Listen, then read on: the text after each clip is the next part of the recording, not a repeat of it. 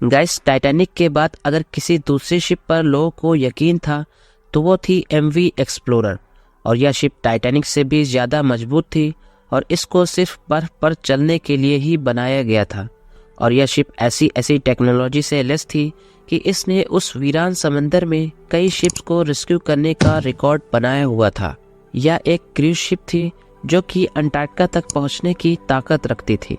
लेकिन 23 नवंबर सन 2007 वाली रात में इस शिप के साथ एक ऐसा हादसा हुआ था कि उस खौफनाक समंदर में कैप्टन का कोई एक्सपीरियंस काम न आ सका। और उस समय ऐसा मालूम पड़ रहा था जैसे लोगों की जिंदगी बस पल भर की मेहमान हो, क्योंकि जहाज के निचले फ्लोर पर पानी भरना शुरू हो गया था और जहाज की सारी लाइट्स बंद हो चुकी थी। उस रात बर्फीली हवाओं की वजह से बाहर का टेम्परेचर -7 डिग्री सेंटीग्रेड था। गाइस, यह बात है 1960 की, जब अंटार्कटिका पर समुद्र के रास्ते जाना नामुमकिन समझा जाता था। और ऐसा क्यों न हो, अंटार्कटिका पर दुनिया की सबसे ज्यादा बर्फ मौजूद है, जो कि वहाँ के समुद्र के आसपास मोटी चादर की तरह बिछी हुई है। वहाँ किसी भी नॉर्मल शिप का जाना जान पर दांव लगाने से कम नहीं है, क्योंकि उस सदर्न ओशियन में बड़े बड़े आइसबर्ग मौजूद हैं जो कि किसी भी नॉर्मल शिप को आसानी से नुकसान पहुंचा सकते हैं। इसलिए इन सभी चीज़ों को ध्यान में रखते हुए लार्स एरिक लिंडब्लैंड ने एक ऐसी शिप बनाने का फैसला किया जो कि अंटार्कटिका के बर्फीले समंदर पर चल सके और उन लोगों को अंटार्कटिका तक ले जा सके जो लोग वहां पर जाने की ख्वाहिश रखते हैं। एरिक ने दिन रात एक करके एक ऐसी स्पेशल शिप का स्ट्रक्चर तैयार किया जो कि बहुत मजबूत था। इस शिप की लेंथ 240 फीट और वेट 2300 टन से भी ज़्यादा था। इस शिप को लिंडब्लैंड एक्सप्लोरर का नाम दिया गया। और इस शिप का कंपैरिजन अगर आरएमएस टाइटैनिक या फिर आरएमएस ओलंपिक से किया जाए तो यह शिप साइज में भले ही इनसे छोटी थी, लेकिन मजबूत इनसे कहीं ज़्यादा थी। और इस क्रूज शिप का हल डबल लेयर से बनाया गया था, जो कि इसकी मजबूती को और भी ज़्यादा बढ़ा रहा था। और जनरली किसी शिप को अगर आइस पर चलाना हो तो उस शिप के हल के आगे आइस ब्रेकर लगाया जाता है, तब जाके वो शिप आइस पर चल पाती है। लेकिन इस शिप को आइस पर चलने के लिए किसी आइस ब्रेकर की ज़रूरत नहीं थी, क्योंकि इसके हल को इस तरह डिज़ाइन किया गया था कि बर्फ़ अपने आप टूटती जाती थी। यह शिप अंदर से काफ़ी लग्जरी और शानदार थी, जिसमें 104 पैसेंजर और 54 क्रू मेंबर आसानी से बैठ सकते थे। यह शिप समंदर में 23 किलोमीटर प्रति घंटा की स्पीड से चल सकती थी।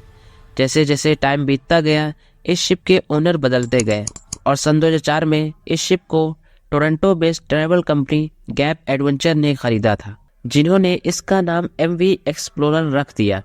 और यह शिप काफ़ी फेमस हुई, जिस पर बैठकर लोग अंटार्कटिका जाने की ख्वाहिश रखते थे।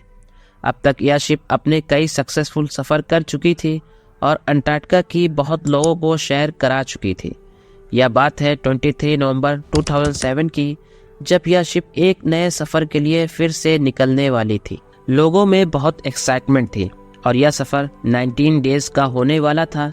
डिसाइड यह किया गया था कि शिप हुसाई से चलेगी और फिर फॉल्कलैंड आइलैंड से होते हुए साउथ जॉर्जिया आइलैंड और उसके बाद अंटार्कटिका पहुंचेगी। इस बार भी शिप पर 100 पैसेंजर और 54 क्रू मेंबर इस लुभावने सफ़र के लिए तैयार थे और वो लोग अंटार्कटिका की बर्फ देखने के लिए रवाना होते हैं। अभी तक सब कुछ नॉर्मल चल रहा था और किसी को ज़र्रा बराबर भी भनक नहीं थी कि उनके साथ क्या होने वाला था।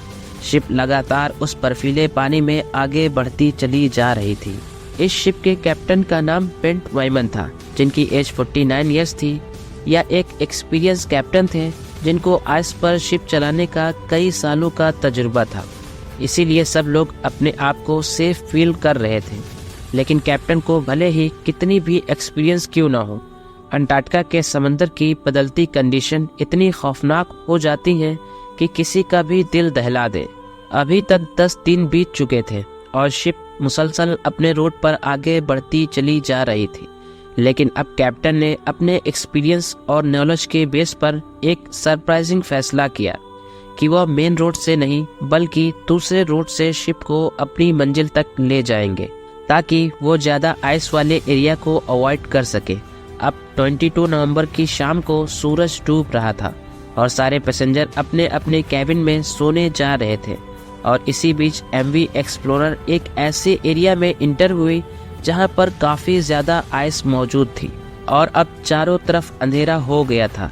लेकिन उस सुनसान समंदर में यह शिप अभी भी आगे बढ़ रही थी और रात होने की वजह से कैप्टन ने शिप की स्पीड 10 किलोमीटर पर आवर पर सेट कर दी थी और शिप धीरे धीरे पतली आइस की लेयर से निकलकर मोटी आइस की लेयर की तरफ बढ़ रही थी। लेकिन कैप्टन इस चीज़ का अंदाज़ा न लगा सके क्योंकि यह रात का टाइम था और आगे ज़्यादा कुछ दिखाई नहीं पड़ रहा था। और इसी बीच शिप अचानक एक आइसबर्ग से टकरा गई और वहीं पर रुक गई।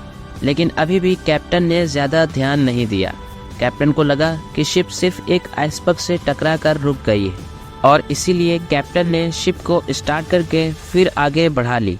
और अब एमवी एक्सप्लोरर बर्फ को चीरती हुई आगे बढ़ रही थी। ये रात का टाइम था और सारे पैसेंजर सो रहे थे। लेकिन ये बात न ही पैसेंजर्स को मालूम थी और न कैप्टन को कि शिप आइसबर्ग से टकराने की वजह से इसके हल में एक बड़ा डेंट पड़ चुका है। पानी धीरे धीरे शिप के निचले हिस्से में भरना शुरू हो गया था और पानी हर जगह से अंदर आ रहा था। जब पानी पैसेंजर्स के कैबिन तक जा पहुंचा तब सारे लोग जग गए और शिप के निचले वाले फ्लोर में अफरा तफरी मच गई। और जब बात कैप्टन तक पहुंची तो कैप्टन ने शिप को खाली करवाने का ऑर्डर दे दिया और क्रू को डैमेज के बारे में पता लगाने को कहा। लेकिन पानी का प्रेशर बढ़ता ही जा रहा था और पानी तेजी से ऊपर के फ्लोर्स पर आ रहा था। ऐसे सिचुएशन में सब अपनी अपनी जान बचाने के लिए इधर उधर भागने लगे और अब कैप्टन भी समझ गया था कि मामला हाथ से निकल चुका है। कैप्टन ने लाइफ बोट को पानी में उतारने का आदेश दे दिया क्योंकि शिप भले ही अभी चल रही थी लेकिन एक तरफ टिल्ट हो चुकी थी और क्रू पैसेंजर को बचाने में लगे थे। शिप अभी भी अपनी मंजिल से 46 किलोमीटर दूर थी और भले ही लोग लाइफ बोट में उतर चुके थे लेकिन चारों तरफ बर्फ होने की वजह से पानी बहुत ठंडा था और बर्फीली हवाएं चल रही थी। हालांकि कैप्टन अभी भी शिप पर मौजूद थे और इमरजेंसी सिग्नल को भेज रहे थे जो कि 2 शिप्स ने रिसीव किया था। लेकिन ये शिप्स काफ़ी दूर थी और इनका यहाँ तक इतनी जल्दी पहुँचना मुश्किल था। और उधर एमवी एक्सप्लोरर डूबती ही जा रही थी। शिप के इंजन बंद हो चुके थे जो कि अब इस वीरान समंदर में अकेली खड़ी थी और शिप में तेजी से पानी भर रहा था। ऐसे सिचुएशन में कैप्टन समेत सारे क्रू मेंबर भी शिप से उतरकर लाइफ बोट में सवार हो गए और अब ये सब लोग लाइफ बोट में सवार होकर उस खुले आसमान में किसी की मदद का इंतज़ार कर रहे थे और वो बर्फीली हवाएं इनका इंतज़ार और मुश्किल बना रही थी।